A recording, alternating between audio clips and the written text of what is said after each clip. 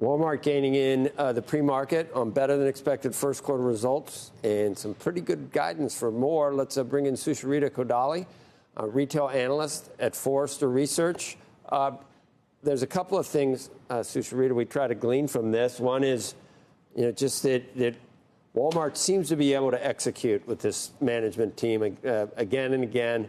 But also, we're trying to figure out the macro environment, which seems to, at the same time it plays into Walmart, there is some signs of stress on the low end of things.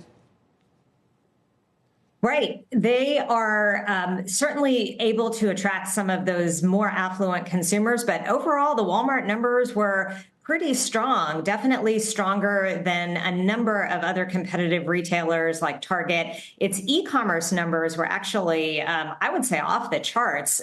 They reported year-over-year e-com growth of more than 20%, which is higher than the industry is growing, and it was even higher than I believe Amazon's U.S. numbers. So it's definitely picking up share. It also talked a lot about its its Walmart ads business, which is also growing in the strong 20% level. Its international numbers were pretty positive too, at over 10%. So it had a great first quarter, and that is definitely because of a lot of these other businesses, not just what consumers themselves are purchasing.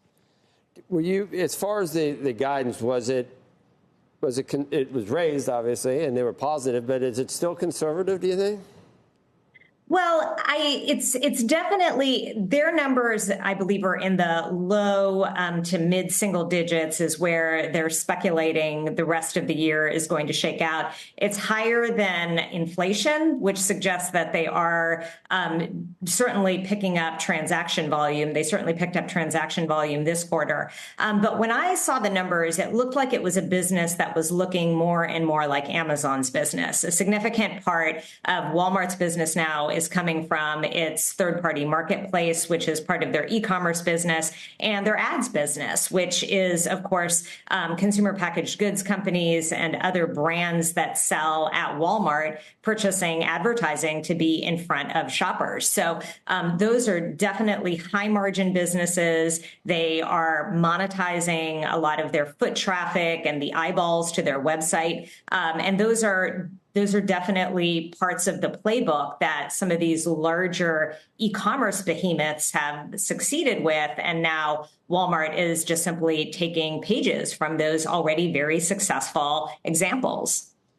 It's gotten a little bit political, Sucharita. I'm talking about price increases passed along to consumers, and people have even appealed to the big retailers to try to moderate increases and actually bring down prices to help people that are strapped. Do you think, is Walmart done either? Have they raised prices more than they should have for lack of a better term, for profiteering in an inflationary environment?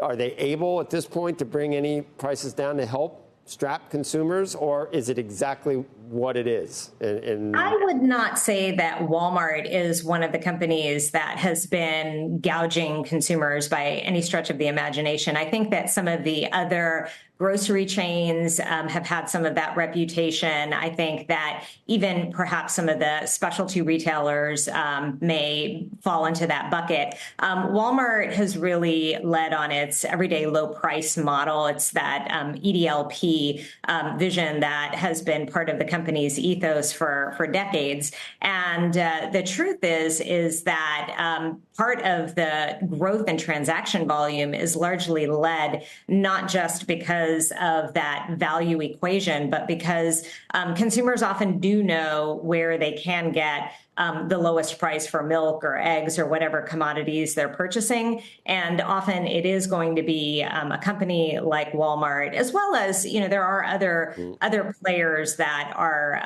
in that bucket too, that are trying to win on value. But certainly I would say that Walmart is not one of those violators.